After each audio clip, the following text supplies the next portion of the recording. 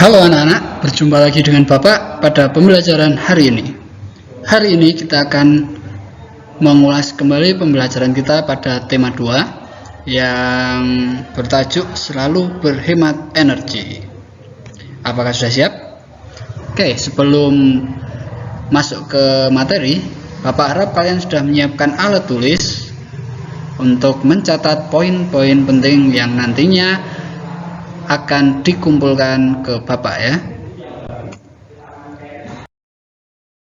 Untuk yang pertama, Bapak akan mengajak kalian untuk mengulas tentang muatan pelajaran bahasa Indonesia. Jadi mungkin di buku siswa yang Bapak sudah berikan ke kalian ada yang namanya kerangka tulisan ya. Kerangka tulisan. Apa yang kamu ketahui tentang kerangka tulisan? Jadi, kerangka tulisan itu adalah rencana yang memuat rangkaian ide yang disusun secara sistematis, logis, jelas, terstruktur, dan teratur. Jadi, kerangka tulisan itu bahasa sederhananya mungkin kamu tahu reng-rengan, rencana, tapi dengan syarat disusunnya harus sistematis. Sistematis itu berurutan. Lalu logis itu masuk akal, jelas. Jadi kalau membahas tentang A, ya yang ditulis ya A, kemudian terstruktur dan juga teratur. Untuk langkah pembuatan kerangka tulisan, itu yang pertama, merumuskan tema dan menentukan judul. Yang kedua, mengumpulkan bahan. Yang ketiga, menyeleksi bahan yang digunakan. Jadi bahan udah terkumpul banyak, diseleksi. Apakah cocok dimasukkan ke dalam tema? Kalau temanya makanan, masa ya mau dimasukkan kendaraan? Kan tidak mungkin ya. Jadi harus sesuai tema. Kalau kamu sedang membuat kerangka tulisan tentang pengalamanmu liburan, berarti bahan-bahannya ya tentang liburan. Seperti itu. Jangan bahan-bahannya itu tentang yang lain. Kemudian yang keempat adalah mengembangkan kerangka tulisan dalam poin-poin yang runut.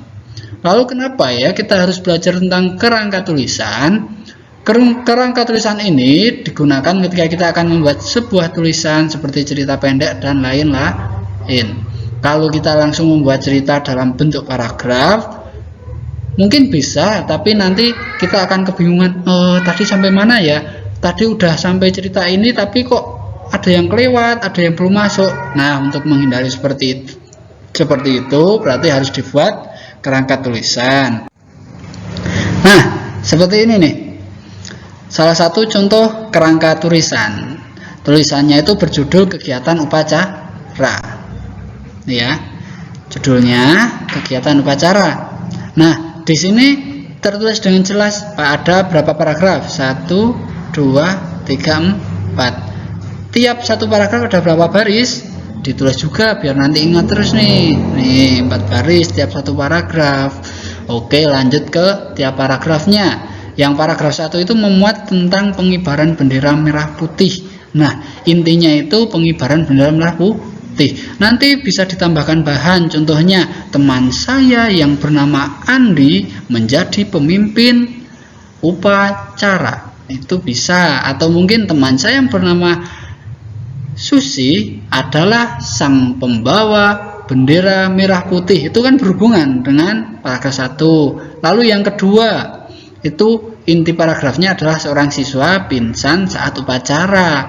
Nah, mungkin kamu bisa menambahkan bahan, yaitu penyebab pingsan apa, lalu mengatasinya setelah pingsan bagaimana agar cepat bangun atau siuman. Nah, lalu yang nomor 3 ada tim dokter cilik membawa siswa dengan tandu. Nah, diceritakan siapa saja mungkin dokter ciliknya. Lalu apakah dibantu oleh bapak ibu guru? Lalu bagaimana para dokter cilik menangani? Itu bahan-bahan yang akan dimasukkan. Yang keempat, siswa tersebut diperiksa dan diobati oleh dokter cilik. Nah, ini semakin ke paragraf 4 semakin rinci. Apa saja tindakan yang dilakukan dokter cilik ketika pengobatan. Jadi udah tidak membahas lagi bagaimana mereka membawanya karena udah dibahas di paragraf 3. Jadi contohnya dokter cilik memeriksa suhu tubuh, atau dokter cilik memeriksa tekanan darah. Nah, itu seperti itu ya.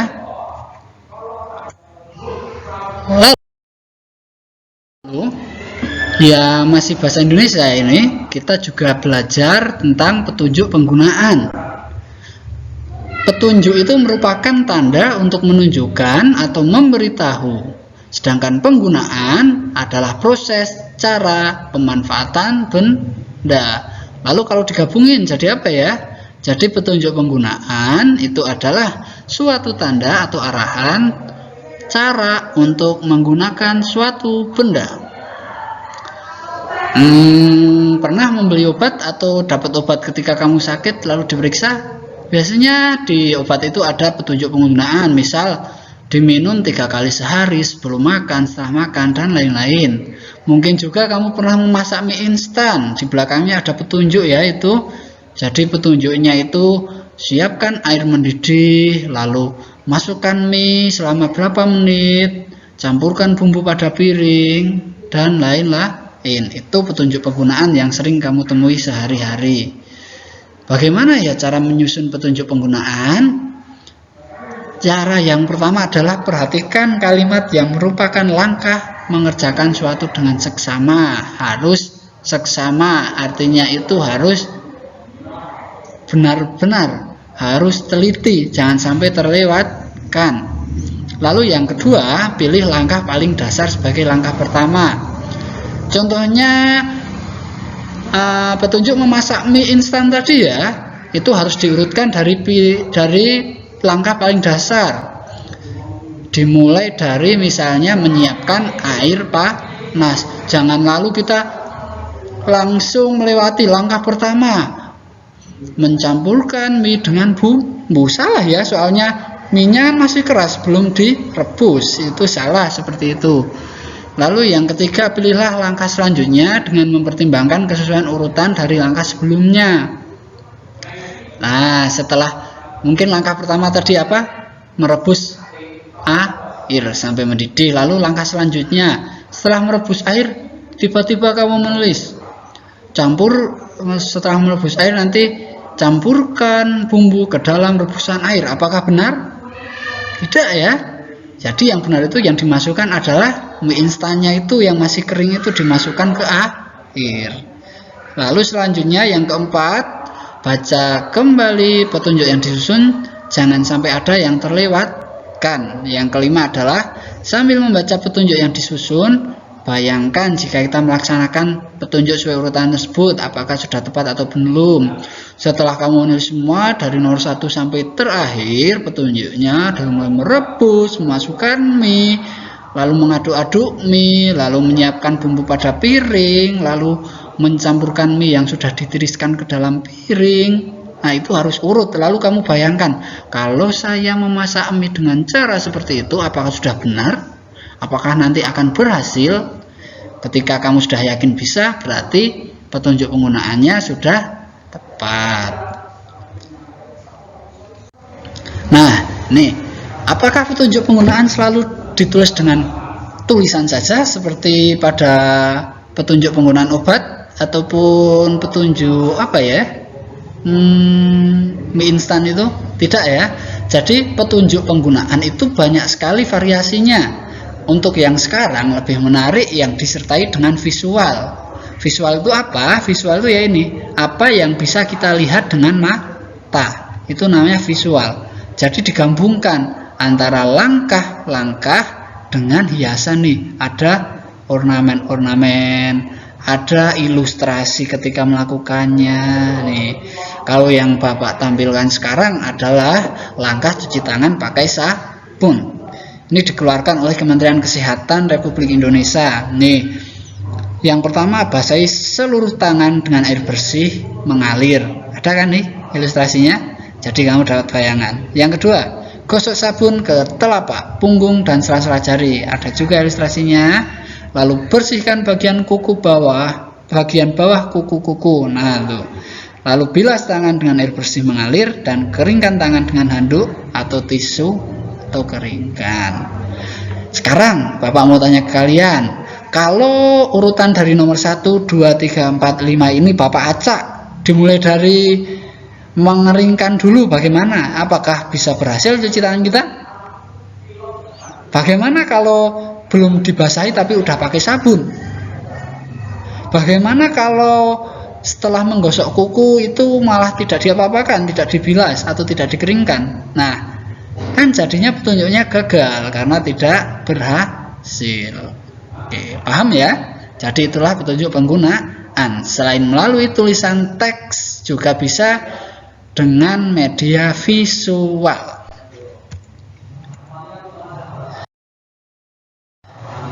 Selanjutnya adalah ilmu pengetahuan sosial.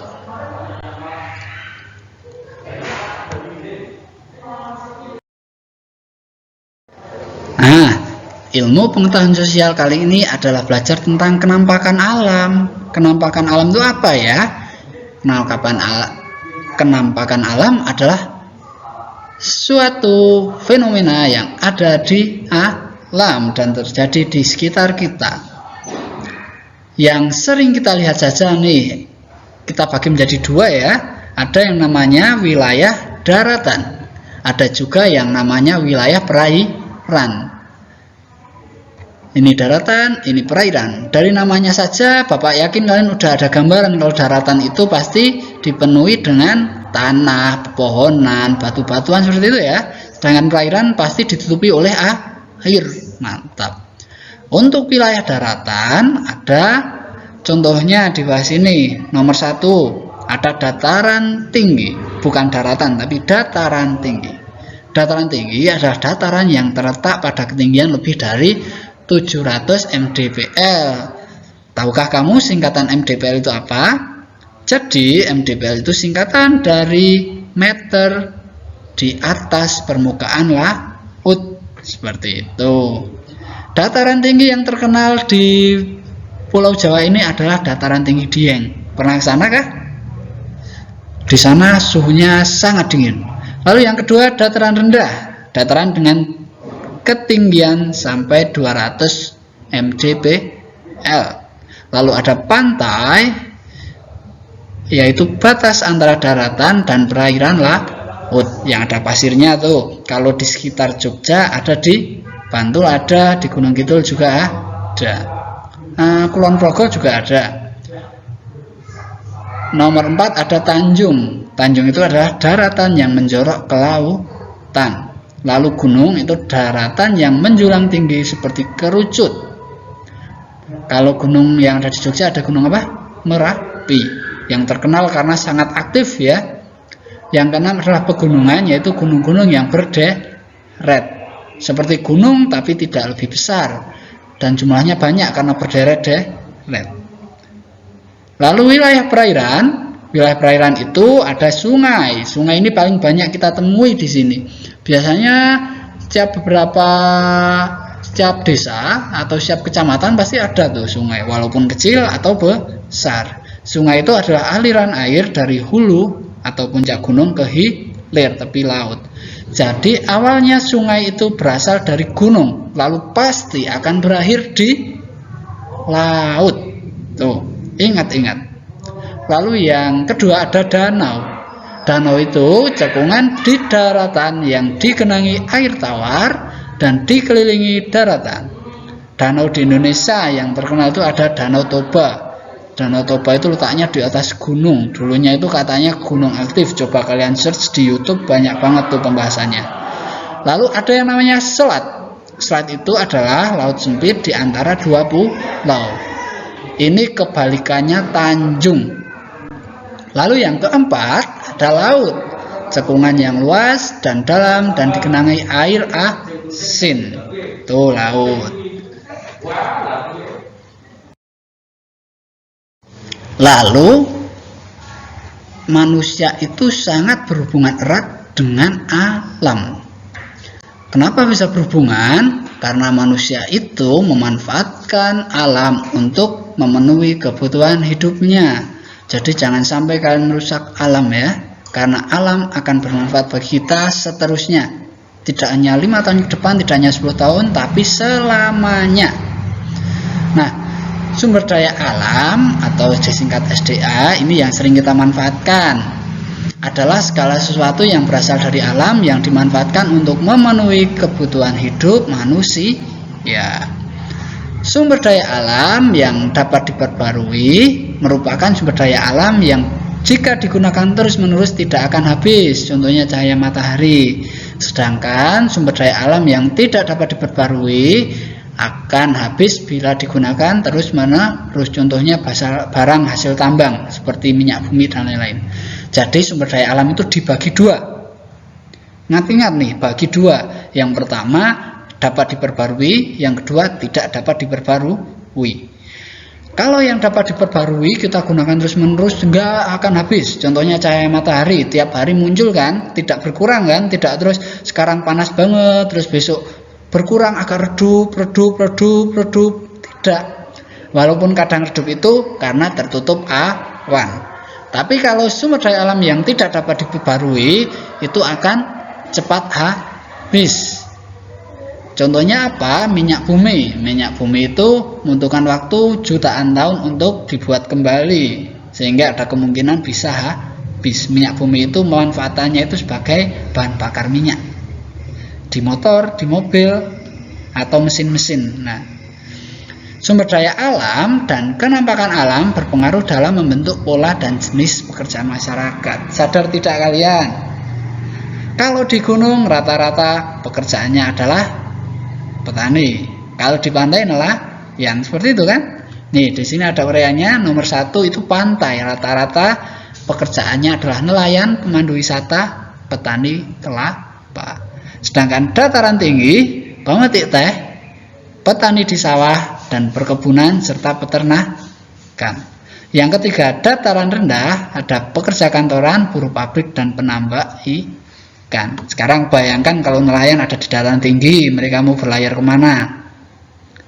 Bayangkan juga kalau ada pekerja kantoran di pantai. Kantor apa tuh yang ada di pantai? Kan jarang toh. Seperti itu. Jadi keadaan alam itu mempengaruhi jenis pekerjaan manusia. Selanjutnya adalah PPKN. Di sini kalian mempelajari tentang hak dan kewajiban, sesuatu yang tidak lepas dari kita, mulai dari kita lahir sampai kita nanti meninggal, seumur hidup melekatnya. Hak itu adalah sesuatu yang pantas didapatkan setelah melaksanakan kewajiban, itu adalah hak. Sedangkan kewajiban adalah sesuatu yang harus dilakukan terkait dengan peranan dan tanggung jawab. Loh, tanggung jawab itu apa? Tanggung jawab itu kesadaran untuk menjalankan kewajiban. Hak dan kewajiban.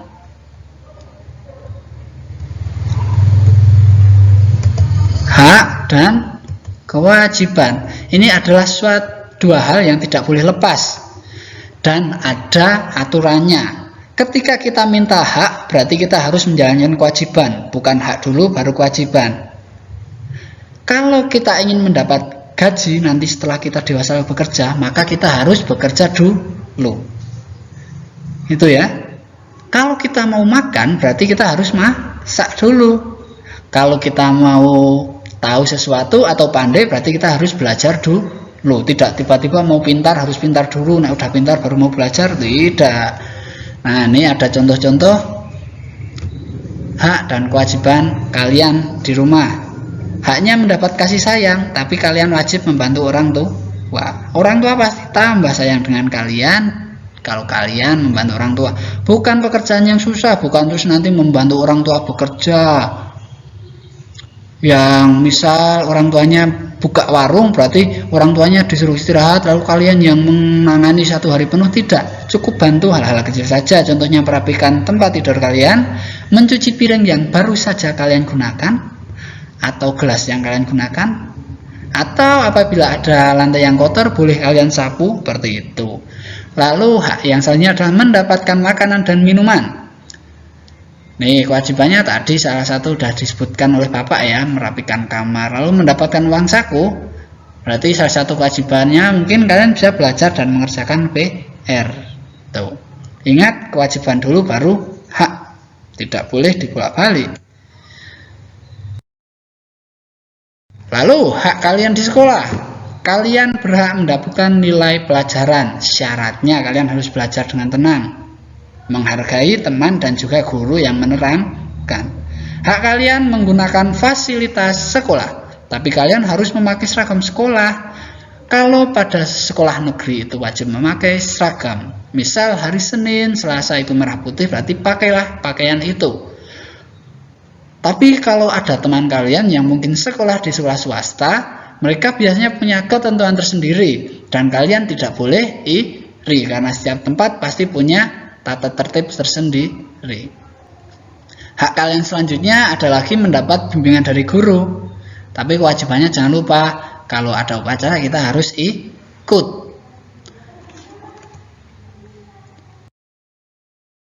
Untuk hak dan kewajiban di masyarakat, haknya mendapat keamanan. Tapi kalian harus ikut kerja bakti.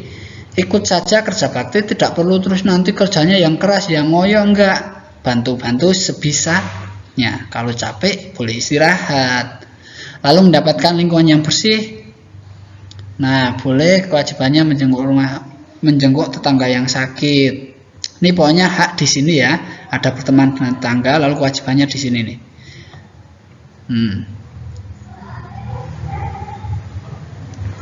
Selanjutnya ada ilmu pengetahuan alam.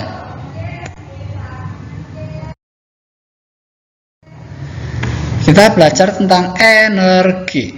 Energi merupakan kemampuan untuk melakukan suatu pekerjaan. Energi itu mempunyai sumber. Sumber energi adalah segala sesuatu yang dapat menghasilkan energi. Nah, ada macam-macam energi nih anak-anak. Yang pertama energi panas, yaitu energi yang menghasilkan panas. Energi gerak, yaitu energi yang menghasilkan gerak. Energi cahaya, yaitu menghasilkan cahaya. Energi bunyi itu yang menghasilkan bunyi. Energi listrik yang menghasilkan listrik. Contohnya panas itu apa? Energi panas, setrika. Energi gerak apa? Sepeda motor. Energi cahaya, lampu. Energi bunyi, speaker HP bisa.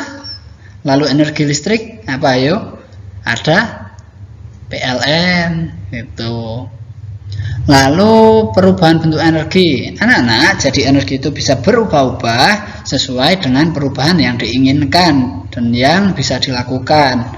Yang pertama, listrik itu bisa diubah menjadi gerak. Kalian menancapkan kipas angin ke colokan listrik, kalau dihidupkan, listrik berubah menjadi gerakan.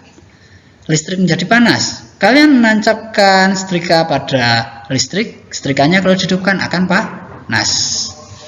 Listrik menjadi cahaya, lihat lampu di atas kalian. Kalau itu dihidupkan, listrik akan berubah menjadi cahaya.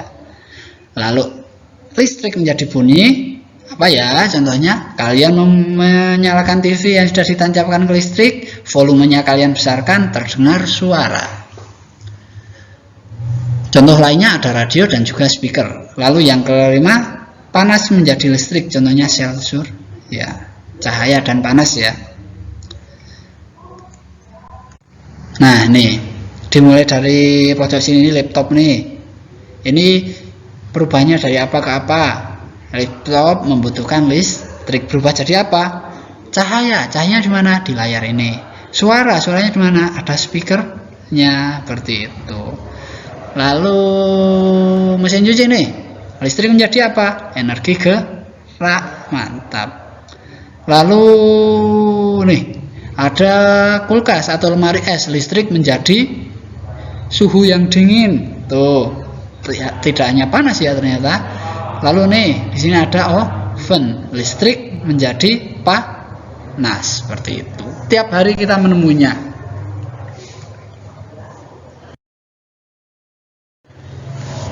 Energi yang kita gunakan setiap hari ini asalnya rata-rata adalah dari batu bara. Masih ingat pembahasan yang tadi, kalau ada bahan tambang yang tidak dapat diperbarui, yang artinya akan habis kalau dipakai terus. Salah satunya batu bara tuh. Walaupun persediaannya masih cukup banyak, tapi tidak menutup kemungkinan suatu saat Indonesia akan kehabisan batu bara. Oleh karena itu, kita juga harus memikirkan energi alternatif. alternatif. Apa tuh energi alternatif? Energi alternatif adalah energi yang digunakan untuk menggantikan energi dari barang tambang, umumnya dari alam, dan dapat diperbarui. Contohnya, energi panas matahari kita tangkap menggunakan sel surya, jadikan listrik tuh. Lalu energi panas bumi tidak akan pernah habis karena di inti bumi itu bergejolak batuan panas yang leleh, dan terkadang ada beberapa daerah yang panasnya itu muncul ke permukaan. Nah, jadilah pembangkit listrik tenaga panas bumi.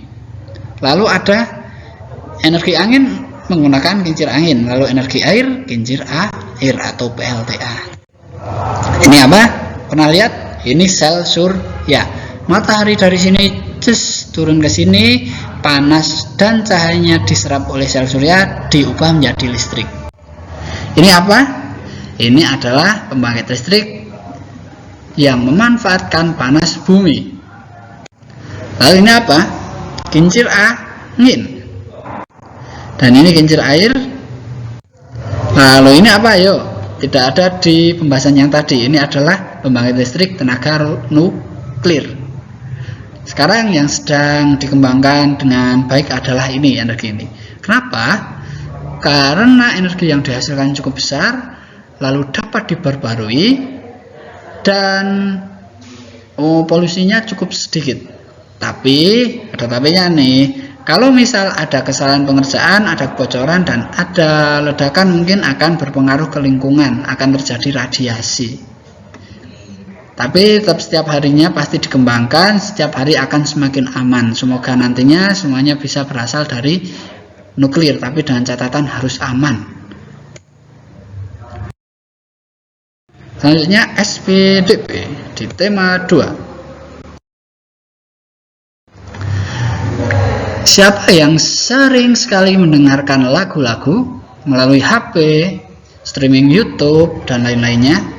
Nah, kalian sadar tidak kalau setiap lagu itu punya kecepatan yang berbeda?